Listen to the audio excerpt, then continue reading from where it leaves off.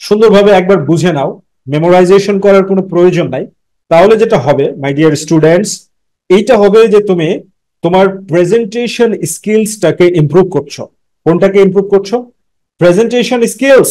আর presentation skills improve করাটা খুবই খুবই গুরুত্বপূর্ণ। তার মানে তুমি পাংচুয়েশন পড়ছো মানে তোমার প্রেজেন্টেশন স্কিলসটাকে ইমপ্রুভ করছো। মাই dear students, welcome to PRC foundation. তো পাংচুয়েশন, তোমরা মনে করো যে পাংচুয়েশন হচ্ছে সবচাইতে সহজ টপিক এবং পাংচুয়েশনে অনেক ভালো মার্কস পাওয়া সম্ভব। কিন্তু বাস্তবতা কি জানো মাই ডিয়ার স্টুডেন্টস? বাস্তবতা হচ্ছে এইটা, 90% স্টুডেন্ট, 90% 90% স্টুডেন্টস পাংচুয়েশনে 3 মার্কসের বেশি পায় না। ওকে, এটা হচ্ছে বাস্তবতা। 90% স্টুডেন্টস পাংচুয়েশনে 3 মার্কসের বেশি পায় না। কারণ কি? কারণ হচ্ছে এটাকে তোমরা মনে করো সহজ টপিক, আর সহজ টপিকে না পড়েই মার্কস পাওয়া সম্ভব হবে। এটা হচ্ছে তোমাদের কনসেপশন যে সহজ টপিকে না পড়ে মার্কস পাওয়া সম্ভব হবে। No, it's not like that. Punctuation হচ্ছে সবচেয়ে গুরুত্বপূর্ণ একটা ব্যাপার, কারণ পাংচুয়েশনের উপরে ডিপেন্ড করে মানুষের স্পিকিং স্কিল এবং রিডিং স্কিল, রাইটিং স্কিল, তিনটাই ডিপেন্ড করে। পাংচুয়েশন যে মার্কস, পাংচুয়েশন মানে কি? বিরাম চিহ্ন, বাংলায় যেটা বলা হয়, যেমন দাড়ি, কমা, সেমিকোলন, কোলন। হ্যাঁ, তো এই বিরাম চিহ্নগুলো খুবই খুবই গুরুত্বপূর্ণ যে কোনো ভাষার ক্ষেত্রে। এটা শুধু ইংরেজি ভাষার ক্ষেত্রে না, এনি কাইন্ড অফ ল্যাঙ্গুয়েজ। তুমি যখন পবিত্র কোরআন শরীফ পড়বে সেখানেও দেখবে পাংচুয়েশন মার্কস এর ব্যবহার করা হয়েছে। সো তোমার সিলেবাসে যতগুলো টপিক থাকবে, তোমার মেন্টালিটি থাকবে প্রত্যেকটা টপিক গুরুত্বপূর্ণ এবং প্রত্যেকটা টপিকের উপরে আমি এক্সপার্টাইজ গেইন করব, আমি সর্বোচ্চ যোগ্যতা অর্জন করব। তাহলে তুমি লাইফে অনেক কিছু করতে পারবে। আদারওয়াইজ তোমার যে স্বপ্ন, সেই স্বপ্নগুলো স্বপ্নই থেকে যাবে। যেমন এখানে দেখো যে প্রথম পাংচুয়েশনটা কি? পাংচুয়েশন মার্কটা হচ্ছে, এটাকে বলা হয় পিরিয়ড, যেটাকে আমরা অন্য ভাষায় বলি full stop. Full stop. Full stop মানে কি বলো দেখি? ফুল মানে সম্পূর্ণ, স্টপ মানে থামা, সম্পূর্ণ রূপে থামা। তাহলে সম্পূর্ণ রূপে থামা, এটা হচ্ছে ফুল স্টপ। এর মানে হচ্ছে, যদি তোমাকে এরকম সেন্টেন্স পড়তে দেওয়া হয় যে I invite, I invite you, will you, will you, will you come to my house. তো পাংচুয়েশনে এখানে ফুল স্টপ মানে পরিপূর্ণ স্টপ থাকতে হবে। এখন তুমি যদি এইভাবে পড়ো, I invite you, will you come to my house, তুমি ফেলড। কারণ এখানে কি আছে? পরিপূর্ণ stop, full stop. I invite you, will you come to my house, যে আমি তোমাকে দাওয়াত করছি, তুমি কি আমার বাড়িতে আসবে? তাহলে কি হলো? এই যে পাংচুয়েশন মার্কস, এখান থেকে তুমি কি আমার বাড়িতে আসবে, তোমার কিন্তু ভয়েসটাই চেঞ্জ হয়ে যাচ্ছে। So punctuation is very important. তাহলে পাংচুয়েশন বেসিক্যালি কোন জিনিসটার সাথে related? Presentation skill. My dear student, presentation skills এর সাথে রিলেটেড হচ্ছে পাংচুয়েশনের রিলেশন। So don't neglect. এই টপিকটাকে কোনোভাবে এই জন্য অবহেলা করা যাবে না, কারণ এটা প্রেজেন্টেশন স্কিলের সাথে রিলেটেড। এখন তুমি যদি বলে যে I invite you, will you come to my house, তাহলে এখানে কোনো প্রেজেন্টেশন স্কিল হলো না। তাহলে কিভাবে হবে? I invite you, will you come to my house, বাংলায় কি হবে? যে আমি তোমাকে আমন্ত্রণ জানাই, তুমি কি আমার বাড়িতে আসবে? তাহলে কি হচ্ছে? তোমার কথাগুলো সুন্দর হবে। Punctuation marks very important. তো ফুল স্টপ বলতে কোন কোন ক্ষেত্রে আমরা ফুল স্টপ বা পিরিয়ড এর ব্যবহার করতে পারি? Use to mark the end of a declarative sentence such as assertive sentence, imperative sentence and optative sentence. Assertive, imperative এবং অপটেটিভ সেন্টেন্সের শেষ বোঝাতে ফুল স্টপ বা পিরিয়ডের ব্যবহার করা হয়। অ্যাসার্টিভ, ইম্পারেটিভ এবং অপটেটিভ, এই 3 প্রকারের সেন্টেন্সের শেষ বোঝাতে কি ব্যবহার করা হয়? ফুল স্টপের ব্যবহার করা হয়। যেমন এখানে দেখো, শি লাভস রিডিং। অ্যাসার্টিভ সেন্টেন্সের স্ট্রাকচার কি মাই ডিয়ার স্টুডেন্ট? অ্যাসার্টিভ সেন্টেন্সের স্ট্রাকচার হচ্ছে subject plus verb plus extension. Optative সেন্টেন্সের স্ট্রাকচার কি? মে থাকবে, ঠিক আছে, শুরুতে কি থাকবে? মে থাকবে। শুরুতে যদি মে থাকে তাহলে অপটেটিভ। আর ইম্পারেটিভ সেন্টেন্সের স্ট্রাকচার কি? শুরুতে ভার্ব থাকবে। শুরুতে যদি ভার্ব থাকে তাহলে সেটা ইম্পারেটিভ। তাহলে এখানে দেখো শি কি সাবজেক্ট, লাভস রিডিং, সে পড়তে ভালোবাসে। তার মানে কি এখানে আমরা কি করেছি, ফুল স্টপের ব্যবহার করেছি। তো এবার আমরা যদি একটা অপটেটিভ সেন্টেন্স বলি, অপটেটিভ সেন্টেন্স কি, মে ইউ লিভ লং। তো এখানে এখন পাংচুয়েশন মার্কস এর ব্যবহার করতে হবে। তো সেন্টেন্সের শুরুতে কি আছে, মে আছে এবং ইচ্ছা প্রকাশ পাচ্ছে। তো সেন্টেন্সের শুরুতে যদি মে থাকে এবং ইচ্ছা প্রকাশ পায় তাহলে কি হবে, অপটেটিভ সেন্টেন্স। সো আমরা ফুল স্টপ দিয়ে দিলাম। এবার যদি ইম্পারেটিভ সেন্টেন্স হয় তো সেক্ষেত্রে কি, come with me, come with me. তাহলে দেখো কামটা কি, ভার্ব। তো বলা হয়েছে কাম উইথ মি, আমার সাথে আসো। তাহলে ভার্ব দ্বারা শুরু হয়েছে, আর ভার্ব দ্বারা শুরু হলে কি হবে, ইম্পারেটিভ সেন্টেন্স হবে। তাহলে ইম্পারেটিভ সেন্টেন্সের এন্ড করার জন্য, সমাপ্ত করার জন্য আমরা ফুল স্টপের ব্যবহার করি। ওকে, ক্লিয়ার? মনে রাখার দরকার নাই, শুধু ব্যাকগ্রাউন্ড নলেজ নাও, আমি যেটা বলছি সেটা শোনো, বুঝো, কারণ প্র্যাকটিসটা মেন। তুমি যখন প্র্যাকটিসের মাধ্যমে শিখবে তখনই সেটা তোমার ব্রেনের মধ্যে স্থায়ী হবে। ওকে, এরপরে দ্বিতীয় নম্বর কি, ইউজড ইন অ্যাব্রিভিয়েশনস। অ্যাব্রিভিয়েশনস মানে হচ্ছে কোনো ওয়ার্ডকে আমরা যদি সংক্ষিপ্ত করতে চাই, ঠিক আছে, কোনো ওয়ার্ডকে আমরা যদি সংক্ষিপ্ত করতে চাই সেই ওয়ার্ডের ক্ষেত্রে আমরা পিরিয়ড বা ফুল স্টপের ব্যবহার করি। যেমন ডক্টর স্মিথ, এই কথাটা আসলে কি ছিল, কথাটা এরকম ছিল, ডক্টর স্মিথ। তাহলে এখানে দেখো ডক্টরকে কি করা হয়েছে, সংক্ষিপ্ত করা হয়েছে, এই যে ডি আর তারপরে ফুল স্টপ দিয়ে। সিমিলারলি আমরা কি লিখি, মনে করো এম ডি তারপর ফুল স্টপ দিয়ে ক্যারিম নাম লিখলাম। আবার এমওএসটি, এমওএসটি তারপর ফুল স্টপ দিয়ে বেগম নাম লিখলাম একটা, ঠিক আছে। সো এমডি কি, মোহাম্মদ, আমাদের প্রিয় নবী হজরত মুহাম্মদ সাল্লাল্লাহু আলাইহি সাল্লামের নামের সংক্ষিপ্ত রূপ পুলিঙ্গ মোহাম্মদ, আর মুসাম্মদ দ্বারা মহিলাদেরকে বোঝানো হয়। মোহাম্মদ বলতে এখানে বোঝানো হচ্ছে যে আমরা মোহাম্মদ সাল্লাল্লাহু আলাইহি সাল্লামের অনুসারী, আর মুসাম্মদ বলতে মহিলাদের ক্ষেত্রে বোঝানো হচ্ছে যে মহিলা মোহাম্মদ সাল্লাল্লাহু আলাইহি ওয়াসাল্লামের অনুসারী। সো এখান থেকে যে বিষয়টা দাঁড়াচ্ছে যে দুইটা গোল্ডেন রুল হচ্ছে পিরিয়ড বা ফুল স্টপের। এক নম্বর অ্যাসার্টিভ, ইম্পারেটিভ এবং অপটেটিভ, এই তিন প্রকার সেন্টেন্সের সমাপ্তি ঘটানোর জন্য আমরা ফুল স্টপের ব্যবহার করি, আর কোনো ওয়ার্ডকে সংক্ষিপ্ত করার জন্য আমরা ফুল স্টপের ব্যবহার করি। তাহলে পাংচুয়েশন আসলে কোন বিষয়টার সাথে related, punctuation totally presentation skills এর সাথে রিলেটেড। যেটা এই প্রেজেন্টেশন স্কিলস অর্জন করতে হলে হাজার হাজার টাকা খরচ করতে হয়, ট্রেনিং নিতে হয়, বাট ইন্টারমিডিয়েট লাইফে যদি বুঝে পাংচুয়েশনটা পড়ো তাহলে এভরিথিং উইল বি ক্লিয়ারড, তোমার সবকিছু পরিষ্কার হয়ে যাবে এবং তুমি একটা ভালো প্রেজেন্টেশন স্কিল গেইন করতে সক্ষম হবে। এরপরে দ্বিতীয় নম্বর কি, কমা। কমার ব্যবহার অনেক বেশি, ফুল স্টপ এবং কমার ব্যবহারটা অনেক বেশি। তো কমা কি, কমা কি কারণে ব্যবহার করতে হয়? কমার যে প্রথম ব্যবহার সেটা হচ্ছে লিস্টিং, অর্থাৎ অনেকগুলো আইটেম আমরা একসাথে লিখছি সেটাকে লিস্ট করার জন্য আমরা কমার ব্যবহারটা করে থাকি। যেমন এখানে কি বলা হয়েছে দেখো, separates items in a list, মানে একটা লিস্টের আইটেম গুলোকে সেপারেট করো। যেমন তুমি বললে আই বট, আমি কিনেছিলাম, apples, oranges and bananas, apple, কমলা এবং কলা কিনেছিলাম। তাহলে এখানে কি দাঁড়াচ্ছে, আপেল একটা আইটেম, অরেঞ্জেস একটা আইটেম, বানানাস একটা আইটেম। তো এই ধরনের আইটেম গুলোকে আলাদা করতে আমরা কমার ব্যবহার করে থাকি। যদি এরকম বলা হয় যে দেখো রহিম, করিম and his other friends went to went went there। তাহলে দেখো এখানে রহিম একটা, করিম একটা এবং হিজ ফ্রেন্ডস, তাহলে এটা একটা লিস্ট বুঝাচ্ছে। তাহলে লিস্ট হলে আমরা এগুলোকে আলাদা করব কি দিয়ে, অবশ্যই কমা দিয়ে আলাদা করব। Rahim, Karim and his other friends went there, সেখানে গিয়েছিল তার অন্যান্য বন্ধুরা। সো সুতরাং আমরা বুঝতে পারছি যে কমা মানে হচ্ছে, মানে একই জাতীয় বেশ কিছু জিনিসকে আলাদা করার জন্য কমার ব্যবহার করা হয়ে থাকে। আর কমার ক্ষেত্রে কি, অল্প অল্প করে থামতে হয়। যেমন রহিম, কারিম and his other friends went there। অনুরূপভাবে তুমি যদি একবারে এই সেন্টেন্সটা পড়ো তাহলে কি হবে, I bought apples, oranges and bananas। Once again, I bought apples, oranges and bananas।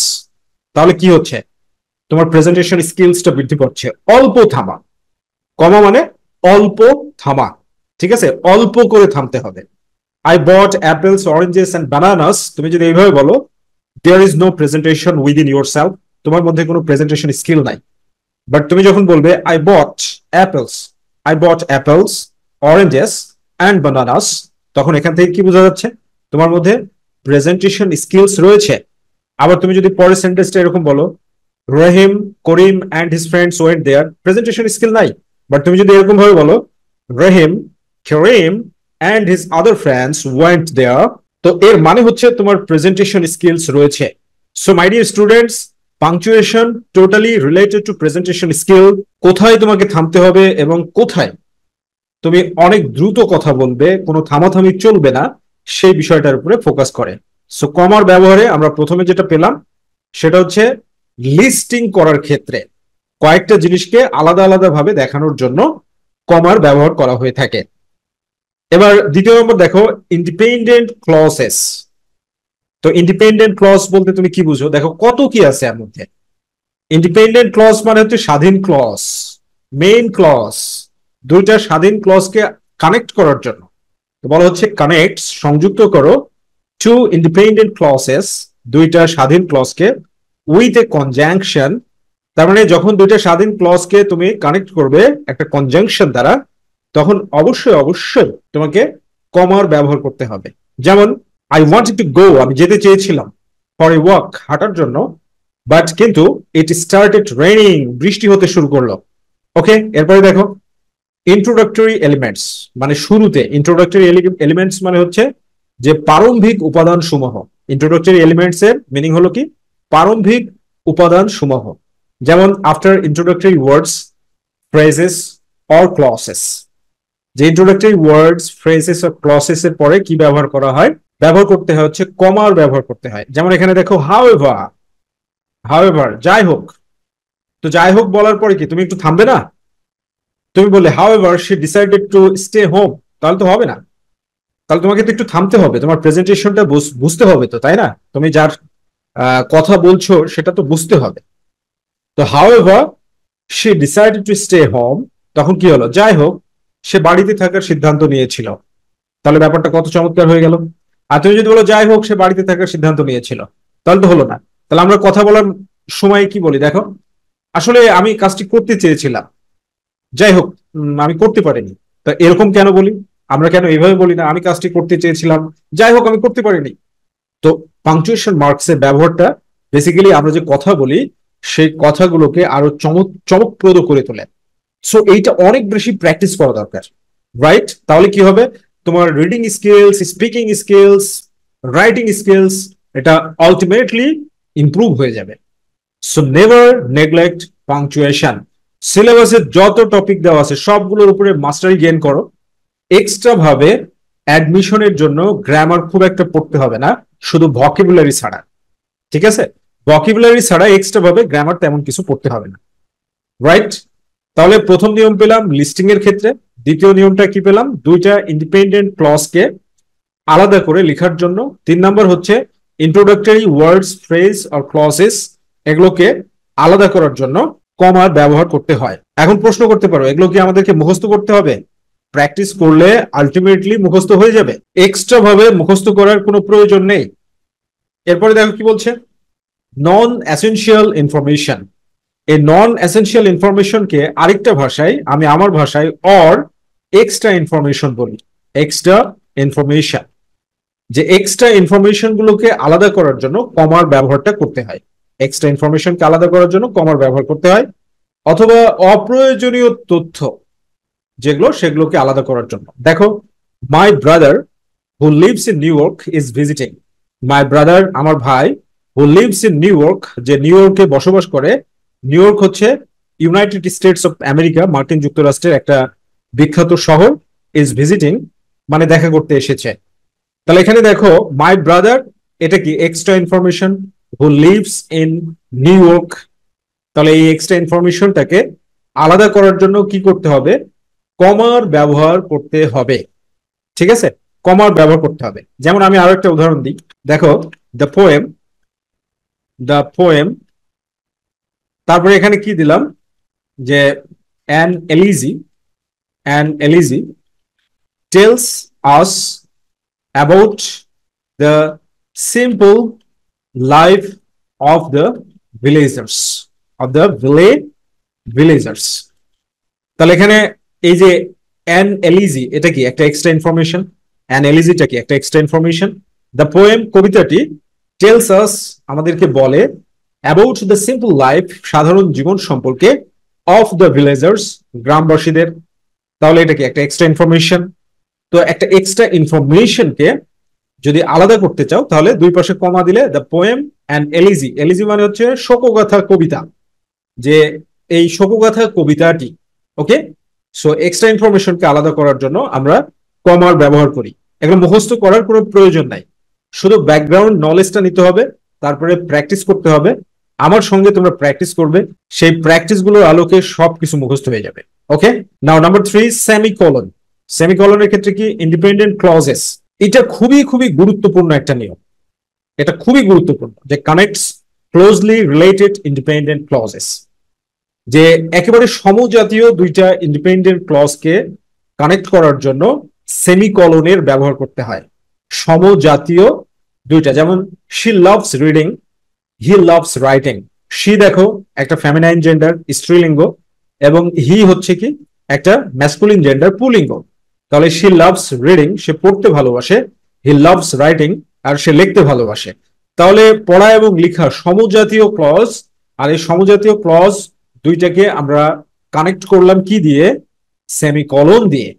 Semicolon, she loves reading, he loves writing. তাহলে সেমিকলন মানে, ঠিক আছে, সমজাতীয় দুটা ক্লজকে কানেক্ট করতে হবে সেমিকলন দ্বারা। ঠিক আছে, যেমন যদি এরকম ইয়ে দাও যে I I did not mean to wake you up, I was just playing. তাহলে দেখো এখানে কি বলা হচ্ছে, punctuation totally related to presentation skill. আমি বারবার বলছি, তোমার যদি রিডিং স্কিলস ভালো না থাকে তুমি কখনোই পাংচুয়েশনে ভালো করতে পারবে না। শুধু এটা না, তোমার যদি ট্রান্সলেটিং পাওয়ার তৈরি না হয় তুমি জীবনে কিছু করতে পারবে না। কিছু করতে পারবে না বলতে, তুমি জিজ্ঞেস করে দেখো যারা ভালো ইউনিভার্সিটিতে পড়ে, যারা ভালো সাবজেক্টে পড়ে, তাদেরকে জিজ্ঞাসা করো যে তারা ইংরেজিতে যে কোনো জিনিস পড়ে বুঝতে পারে কিনা, ট্রান্সলেট করতে পারে কিনা। তারা সবাই একই কথা বলবে, ইয়েস উই ক্যান। সো তুমি যদি তোমার স্বপ্ন পূরণ করতে চাও তাহলে তোমার রিডিং স্কিলস, রাইটিং স্কিলস, এই দুইটা জিনিসকে বাড়াতেই হবে। তাহলে এখানে কি বলছে, I did not mean to wake you up, যে আমি আপনাকে জাগাতে চাইনি। আই ওয়াজ জাস্ট প্লেইং, আমি শুধু খেলা করছিলাম। তাহলে দুইটা ক্লজ দেওয়া আছে। এখন তুমি যদি এখানে ফুল স্টপ দিয়ে আলাদা করে দাও তাহলে কি দুইটা আলাদা হয়ে গেল, কানেকশন হলো কি? কথাটা তো একসাথে ছিল না যে আমি জাস্ট খেলছিলাম, আমি আপনাকে জাগাতে চাইনি, আমি জাস্ট খেলছিলাম, আমি আপনাকে জাগাতে চাইনি। তাহলে কানেকশন দরকার। তো সেক্ষেত্রে কি কানেকশনটা কি হবে? সেমিকলনের ব্যবহার করতে হবে, সেমিকলনের ব্যবহার করতে হবে, রাইট? সেমিকলন। ওকে, এরপরে যে নিয়মটা, এটা খুব বেশি ব্যবহার হয় না। ওকে, এরপরে কি কোলনের ব্যবহার। তো কোলনের ব্যবহারের ক্ষেত্রে কি, ইন্ট্রোডিউসেস এ লিস্ট, ইন্ট্রোডিউস করা, একটা লিস্টকে ইন্ট্রোডিউস করা, মানে তুমি কোনো কিছুকে ইন্ট্রোডিউস করে দিচ্ছ। অর্থাৎ এই যে কোলনটা না, এই কোলনটা হচ্ছে উদাহরণস্বরূপ, যেমন আমরা বলি না সাচ অ্যাজ, এটা সিনোনিম হিসেবে ব্যবহার হতে পারে। ঠিক আছে, সাচ অ্যাজ, এটা কোলন না দিয়ে সাচ অ্যাজ এ ধরনের একটা কানেক্টর ব্যবহার করা যেতে পারে। ঠিক আছে, তো কানেক্টর না ব্যবহার করে কোলন ব্যবহার করলে সেগুলো কি হয়ে যায়? কানেক্টেড হয়ে যায়। ঠিক আছে, সেগুলো কানেক্টেড হয়ে যায়। যেমন ইউ নিড, তোমার প্রয়োজন বা আপনার প্রয়োজন, দ্য ফলোইং আইটেমস, এই আইটেমগুলো, যেমন কি a flashlight, a map and a compass. এই তিনটা জিনিস দরকার, একটা ফ্ল্যাশ লাইট দরকার, একটা মানচিত্র দরকার, এবং একটা কম্পাস দরকার। So point to be noted, colon মানে কোনো কিছুকে তুমি লিস্ট করতে যাচ্ছ, ইন্ট্রোডিউস করতে যাচ্ছ, সেক্ষেত্রে কোলনের ব্যবহার করবে, রাইট?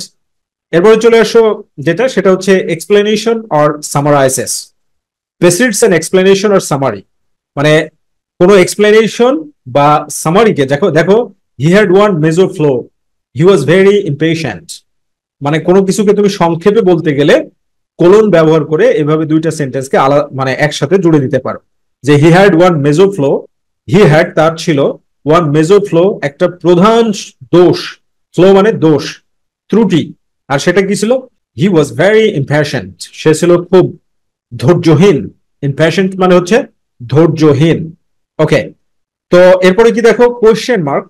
কোয়েশ্চেন মার্কের ক্ষেত্রে কি interrogative sentence ends a direct question, মানে ইন্টারোগেটিভ সেন্টেন্সকে সমাপ্ত ঘটানোর জন্য কোয়েশ্চেন মার্কের ব্যবহার করা হয়। ইন্টারোগেটিভ সেন্টেন্সের সমাপ্তি ঘটানোর জন্য কোয়েশ্চেন মার্কের ব্যবহার করা হয়।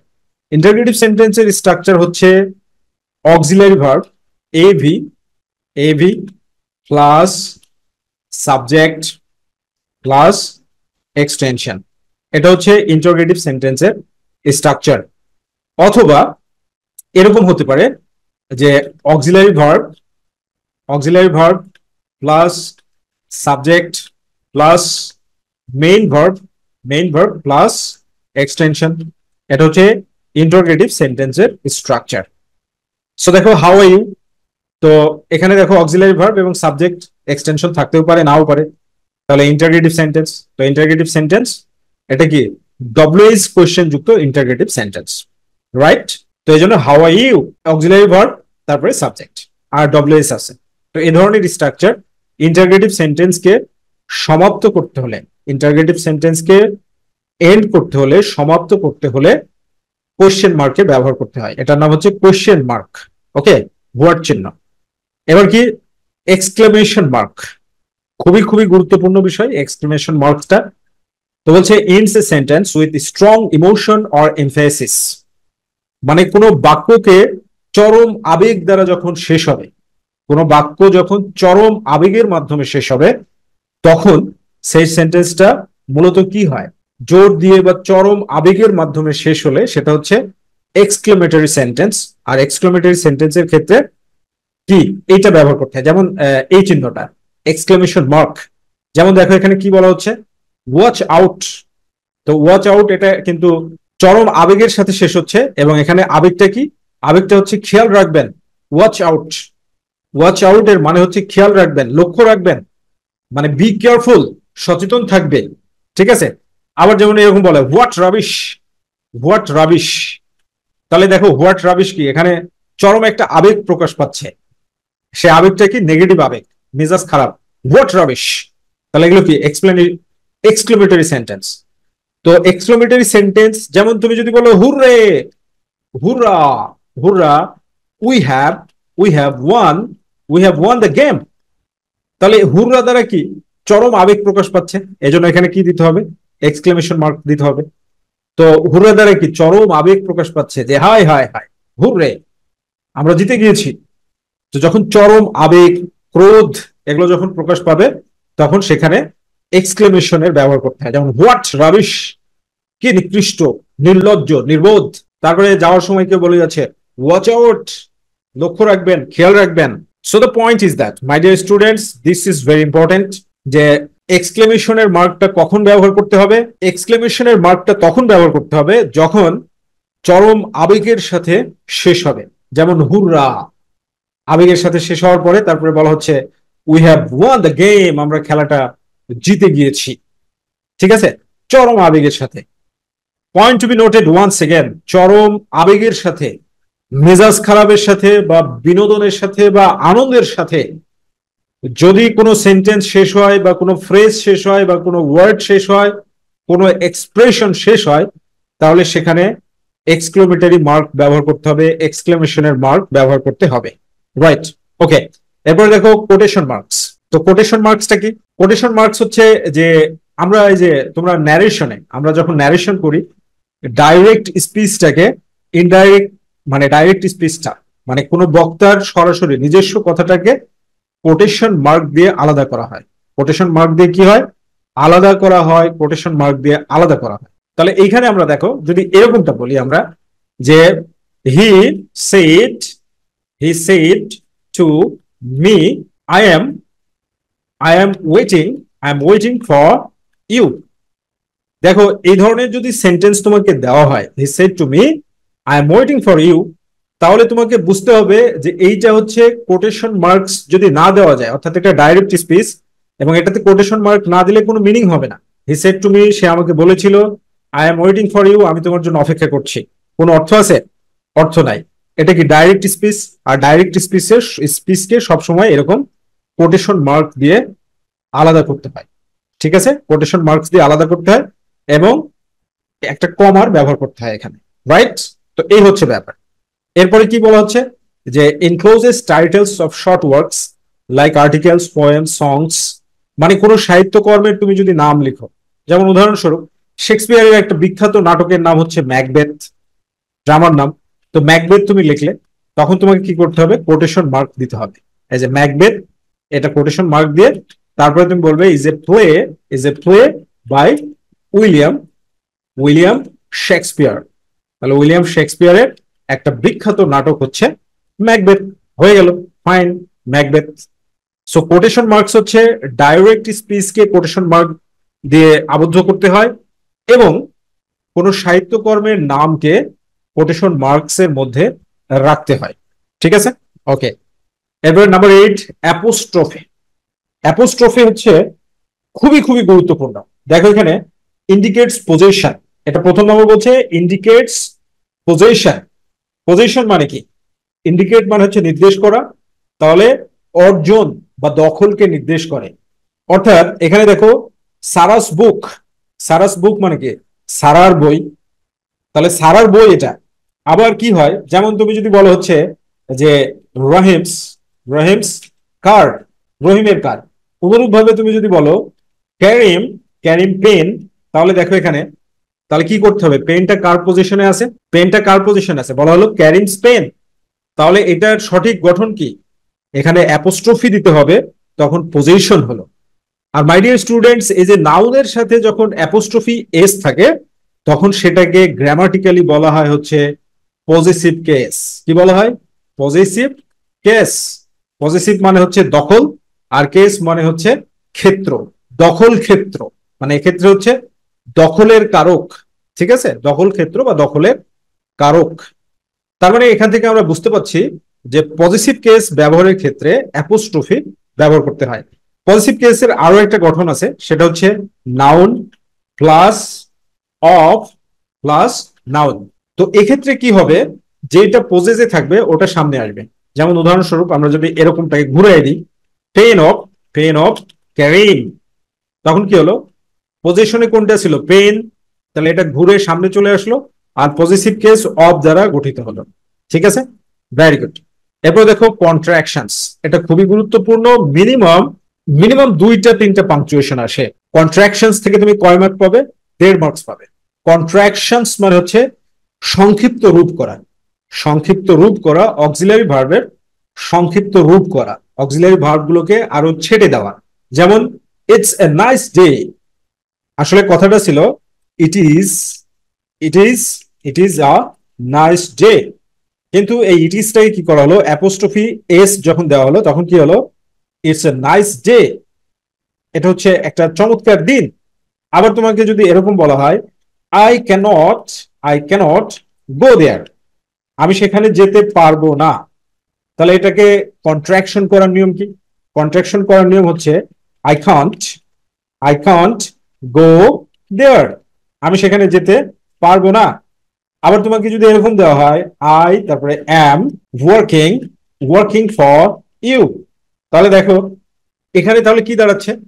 এই যে আয়ের সাথে অ্যাম দিয়েছে, তো অ্যাপোস্ট্রফি দিয়ে দিলে আম, মানে আই আমটা কি হলো? I'm working for you. আসলে কথাটা ছিল I am working for you, কিন্তু এটাকে সংক্ষেপে কথা বলার সময় কি হয়? I am working for you. So contractions form অ্যাপোস্ট্রফিটা কন্ট্রাকশনস অক্সিলারি ভার্বের বা মডেল অক্সিলারি ভার্বের কন্ট্রাকশনস ফর্মের ক্ষেত্রে ব্যবহৃত হয়। ওয়ান্স এগেন আমি আবার বলছি, তোমাদেরকে কি এগুলো মুখস্থ করতে হবে? নো, জাস্ট ব্যাকগ্রাউন্ড নলেজ নিবে, ব্যাখ্যা করার সময় টিচার তোমাকে বুঝিয়ে বুঝিয়ে ব্যাখ্যা করে দিবে আর তোমার পার্মানেন্ট মেমোরিতে চলে যাবে। That's the way and that is the perfect method of memorising grammar. তোমার এমনি চলে যাবে ন্যাচারাল সিস্টেমে। আমি যে ক্লাসগুলো নিচ্ছি এটা তুমি রেগুলারিটি মেনটেন করে 15 থেকে 20টা ক্লাস রেগুলারলি করো, দেখবে আলটিমেটলি তোমার ব্রেনের মধ্যে গ্রামার কি একবারে চারিদিক থেকে, ঠিক আছে, আসা শুরু করছে, চারিদিক থেকে আসা শুরু করছে। ওকে, রাইট। এরপরে দেখো হাইপেন। হাইপেনের ক্ষেত্রে কি দাঁড়াচ্ছে, যে কম্পাউন্ড ওয়ার্ডস কে তুমি যদি জুড়ে দিতে চাও, কম্পাউন্ড ওয়ার্ডস মানে দুইটা স্বাধীন শব্দ, যেমন ওয়েল নোন, ওয়েল একটা স্বাধীন শব্দ, নোন একটা স্বাধীন শব্দ। ওয়েল নোন অথর মানে সুপরিচিত লেখক। সিমিলারলি তুমি যদি এরকম ভাবে লেখো, ফাদার, ফাদার ইন ল, ঠিক আছে? ফাদার মানে কি? বাবা, ইন মানে মধ্যে, ল মানে আইন। তাহলে এই প্রত্যেকটাই কিন্তু কম্পাউন্ড ওয়ার্ড। কম্পাউন্ড ওয়ার্ড মানে স্বাধীন ওয়ার্ড, এদের নিজস্ব ব্যক্তিগত অর্থ আছে। তো এইটাকে যদি তুমি জুড়ে দিয়ে দাও হাইফেন দিয়ে, তাহলে এর মিনিং কি হবে? শ্বশুর মশাই। শ্বশুর মশাই মানে কি? আইন অনুযায়ী আব্বা। শ্বশুর মশাই মানে হচ্ছে আইন অনুযায়ী আব্বা। ফাদার ইন ল মানে কি? আইন অনুযায়ী আব্বা। তো আইন অনুযায়ী আব্বা মানে মেয়েদের ক্ষেত্রে মানে তার স্বামীর বাবা আইন অনুযায়ী বাবা, ছেলেদের ক্ষেত্রে তার ওয়াইফের বাবা আইন অনুযায়ী বাবা। Right? So the point is that তুমি যখন কম্পাউন্ড ওয়ার্ডকে জুড়ে দিবে তখন হাইপেনের ব্যবহার করতে হবে। যেমন তুমি যদি লেখো হচ্ছে রি অ্যারেঞ্জ, রিঅ্যারেঞ্জ। তো এই যে রিঅ্যারেঞ্জটা না, যে রি, রি মানে পুনরায়, রি মানে কি? পুনরায়। আর অ্যারেঞ্জ মানে সাজানো, পুনরায় সাজানো। তাহলে এখানে কয়টা ওয়ার্ড আছে? দুইটা। তো দুইটা ওয়ার্ডকে তুমি যখন একসাথে জুড়বে তখন অবশ্যই গ্রামাটিক্যালি হাইপেন দিতে হবে। রিঅ্যারেঞ্জ মানে পুনরায় সাজাও। ঠিক আছে? ক্লিয়ার? ওকে। এরপরে কি? Word breaks. তুমি যদি ওয়ার্ডকে ভাঙতে চাও, এটা খুব বেশি গুরুত্বপূর্ণ না। সো এই 9টা নিয়ম তুমি যদি পাংচুয়েশনের সুন্দরভাবে একবার বুঝে নাও, মেমোরাইজেশন করার কোনো প্রয়োজন নাই, তাহলে যেটা হবে মাই ডিয়ার স্টুডেন্টস, এইটা হবে যে তুমি তোমার প্রেজেন্টেশন স্কিলসটাকে ইমপ্রুভ করছো। কোনটাকে ইমপ্রুভ করছো? Presentation skills. আর প্রেজেন্টেশন স্কিলস ইমপ্রুভ করাটা খুবই খুবই গুরুত্বপূর্ণ। তার মানে তুমি পাংচুয়েশন পড়ছো মানে তোমার প্রেজেন্টেশন স্কিলসটাকে ইমপ্রুভ করছো। আশা করি বুঝতে পারোনি। Thank you very much. Be happy and successful.